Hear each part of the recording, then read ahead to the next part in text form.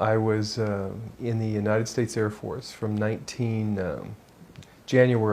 18th, 1964 until October 18th, 1968. I got out of the Air Force 4 months early to go back to school, basically. When I left, my rank was sergeant. I had a top secret crypto security clearance. I had worked with Tactical Air Command in Langley Air Force Base, Virginia, the 44th Reconnaissance Technical Group.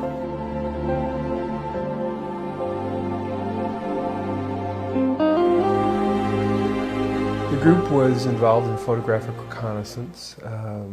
They were working with the U-2 planes, the spy satellite photography before anyone knew we had it at that point in time. No one knew that we were doing spy photography, spy satellite photography. Of course, no one knew we had the U-2 program operating, or what the capabilities of that program were. We also did gun camera and reconnaissance film from C-130s, all sorts of aircraft that were going into combat situations. We processed the film for that. It was 1965. I believe it was about June or July of 1965, sometime in that time frame. My boss came to me. I was working in a color lab at that time. I was a technician, photographic technician, with a background in electronics. I'd been trained in electronic photographic repair in Colorado at Lowry Air Force Base. Actually, the school was a year long. The organization that I was in was a brand new installation. It was put in place to facilitate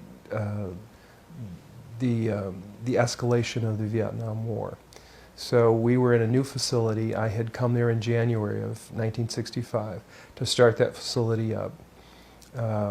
We installed all the equipment.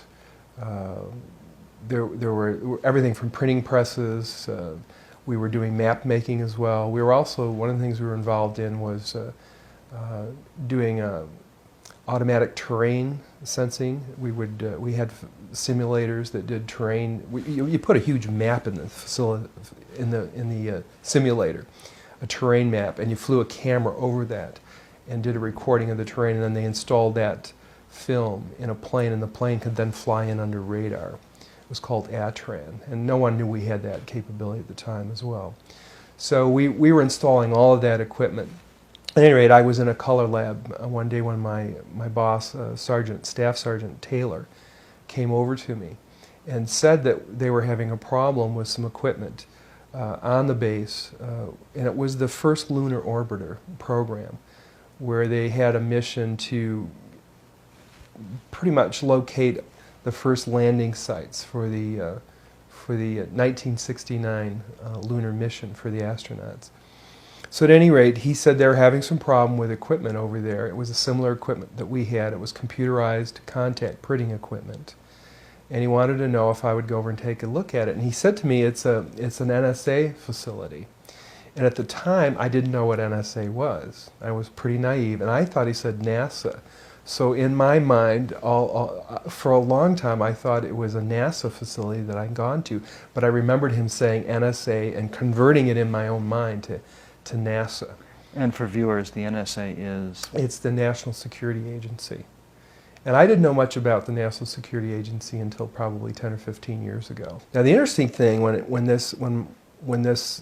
my boss came to me at that point in time, I only had a top secret security clearance. I didn't get my crypto security clearance for a few more weeks. It takes years to get a high-level security clearance like that, and they start that when you're in school. And only the honor graduates from these schools are the people who get the high-level security clearances. They also get to choose their duty assignment, which is really quite nice. It just was a fluke. I just happened to be well prepared for what I was doing when I went to school. And how did you get to be in a position where you actually were to deal with the material we are about to discuss? I was asked to go over to this facility on Langley Air Force Base where the NSA was bringing in the information from the lunar orbiter. And so I packed up some tools. I went over. I went into the facility. As I approached the facility, it was very lightly guarded. I mean, the base was under high security at any rate. I was surprised that there wasn't a higher level of security outside of the facility as I look back on it later. I went into the facility, I gave them my low-level security badge, they gave me a higher-level security badge. A couple of officers took me into this hangar. It was a very large hangar. As I walked in, there were people from other countries, a lot of foreign people from other countries in civilian clothes, with interpreters with them, with security badges hanging around their neck. And the first thing I thought to myself, if this is NASA, what are all these foreigners doing here? What are all these people from other countries speaking other language? Didn't make any sense to me. And I was really quite impressed with that. It just didn't grok. I was, what are all of these people doing here? And they were very quiet, very reserved, and there was a very peculiar pall hanging over them. They had a very concerned demeanor. Okay, so they took me into this laboratory. I took a look at the equipment. There was an airman second class in there. I was an airman second class as well. He turned the equipment on and put it through its paces. It didn't do what it was supposed to do. I saw what was going on with it. I said, I need to do some troubleshooting on it. It had little printed circuit boards in it with discrete components at that time. It was before we had integrated circuits. And I said to him, we'll have to take this thing out of the lab if we're going to work on it. We can't work on it in here in the darkroom environment. So he called someone to get some people to come in and move it. It was about the size of a small apartment refrigerator. It wasn't something you could easily move. So everyone left the facility, left the darkroom, except this airman second class and myself. And we're in waiting for someone to come to remove this piece of equipment.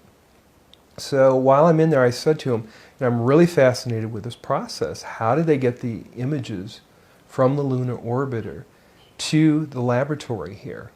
And he went through the whole process, describing how the various radio telescopes around the world were linked and they telemetered the data into Langley Field.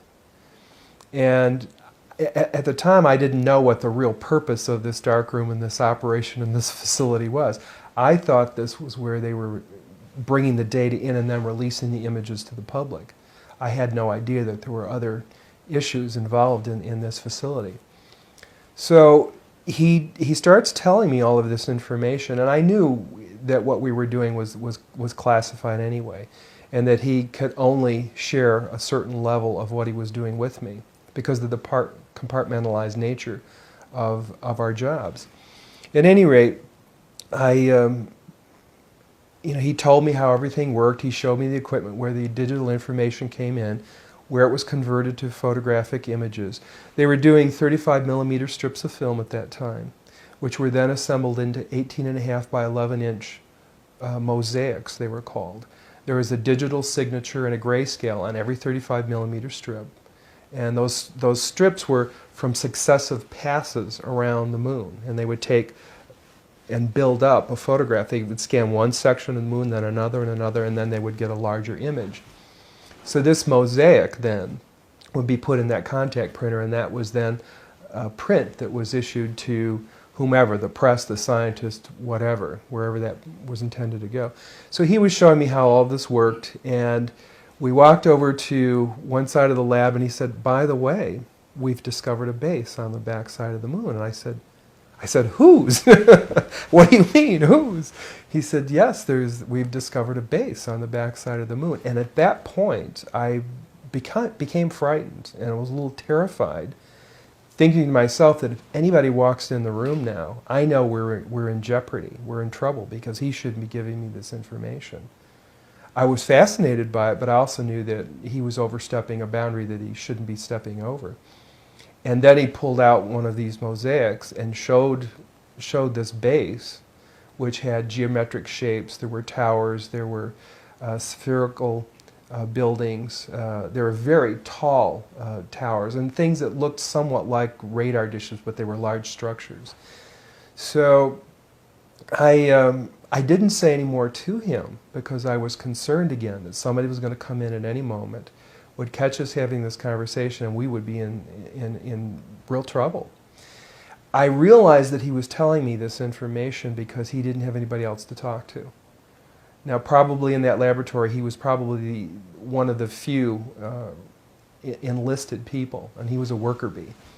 And he had a high-level security clearance, obviously, but he couldn't share that information with anybody else. And in those days, we didn't. When you had your security clearance, you took it seriously. It isn't like today where people don't take these things seriously. We had a different set of morals and ethics and values. That's the way we were raised, and we stayed bound by those agreements. So it was rare that someone would do something like this, but this fellow and I were the same rank. I think he was very distressed.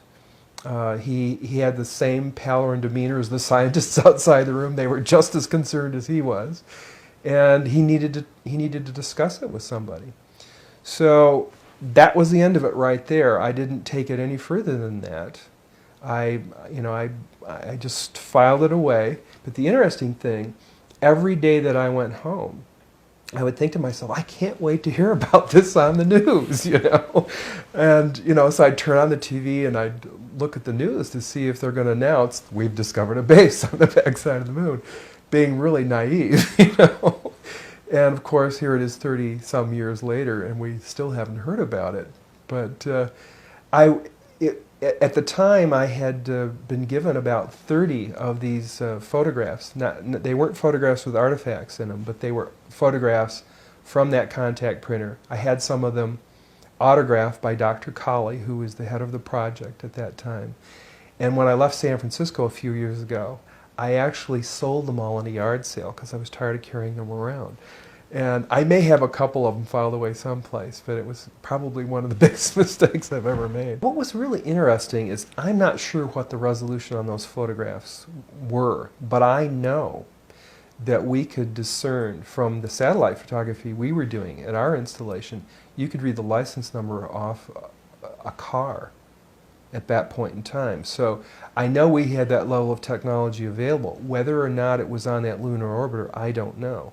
And this also always brings to question, in my mind, why we're getting such low resolution on photographs that we receive from Mars and any of these other missions. The resolution of these photographs is very low, when we've had since the early 60s a capability of much higher resolution. So I'm not sure what that's all about.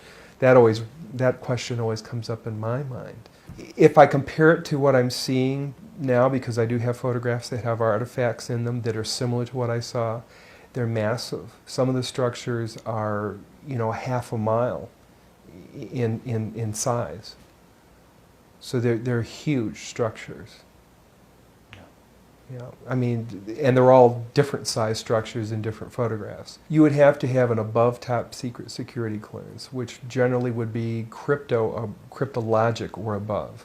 In my case, I ultimately did have a cryptologic security clearance, and when I did have that clearance, I had access to all of the imagery from the U-2s, from the satellite photography.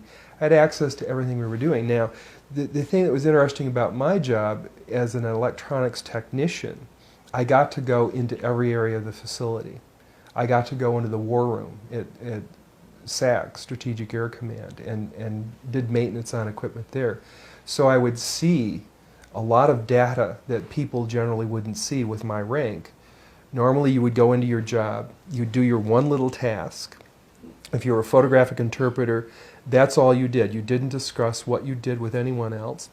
If you worked on U2 imagery, you worked on U2 imagery. If you worked on satellite imagery, you worked on satellite imagery. But you didn't discuss your job with anyone else. And you only did your task. If you were a photographic processor, you only processed the images. You were not allowed to discuss what you saw in those images with anyone else. We were briefed extensively about what this compartmentalization looked like. You didn't have conversations about what you were doing. So for me, I got to go into all these different areas and see what each of these people were doing, and some of them did share what they were doing. They would have photographs of the missile emplacements above their desk that they'd discovered, or they'd have photographs of the missiles on the decks of the Russian aircraft carriers, or I'd see various fresh spoil from a satellite photography around a missile emplacement in the Sinai Peninsula, as an example. Well, we had in one room in our organization, we had a map of the Sinai Peninsula at that time that was made up from satellite photography. It was a mosaic. And it was 60 feet high and 60 feet wide. It was massive with great detail.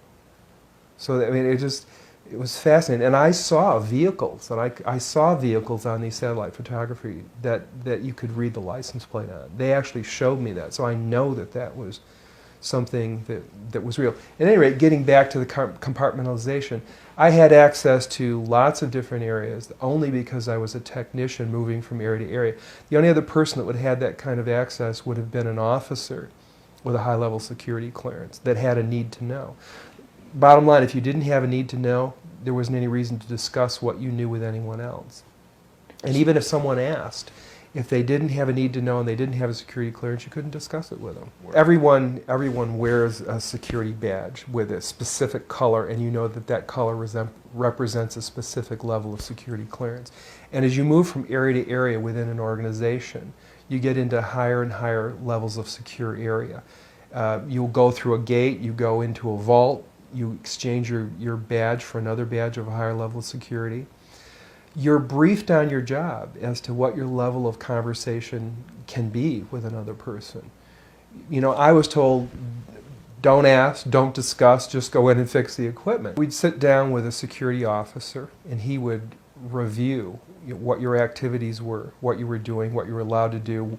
They didn't ask you what you'd seen, they knew what I was seeing because they knew what I had access to. I was told to be very cautious when I was off base. I was told not to drink. I was told not to get intoxicated. I was told not to do drugs. I was told to be very cautious of people striking up a friendship with me because there were people who were gathering this sort of information. There was a lot of espionage around the base, military espionage, or foreign espionage. You can cut that one out. At any rate, I was told, don't let anyone take my photograph. Be very cautious about where I traveled, when I traveled. I knew that I couldn't go any place for at least 5 years without telling the State Department where I was after I left the military. Anytime I traveled, I had to notify and get permission to travel any place I traveled at that point in time in the United States.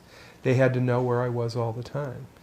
We were told that when we traveled over a foreign area, as an example, if we went to Vietnam, there was always someone there with us, with a gun, ready to annihilate us, basically, if we should fall into the hands of the enemy. They didn't want the enemy to get us. We would be killed instead. So we knew we were operating under these sort of conditions, that your life was in jeopardy all the time should you fall into the wrong hands. So we were aware of that. I was told when I left that I would be investigated on a regular basis to make sure that I wasn't involved in any peculiar activities that didn't suit the government's needs. My security clearance expired in, I believe it was either October or January of 1998. And it was about 1998 that I actually, after my security clearance expired, I discussed what I had seen with my sister because she was interested in the phenomena. I read Colonel Corso's book, The Day After Roswell. In the book he said a lot of fantastic things, and he also said near the end of the book that there was a base on the backside of the moon. And when he said that, I said, aha. So I began to believe that everything he was saying was true. And he was saying a lot of really profound things about the crash in Roswell and alien technology and whatever, and how it had been mainstreamed through the Office of Foreign Technology by himself. So I knew that he was probably telling the truth. It just said to me, this guy's telling the truth, because I've had this experience and I know it's real. Yeah, it was Edgar Mitchell. He said, come forward, and I said, okay, it's time to start stepping out with this information.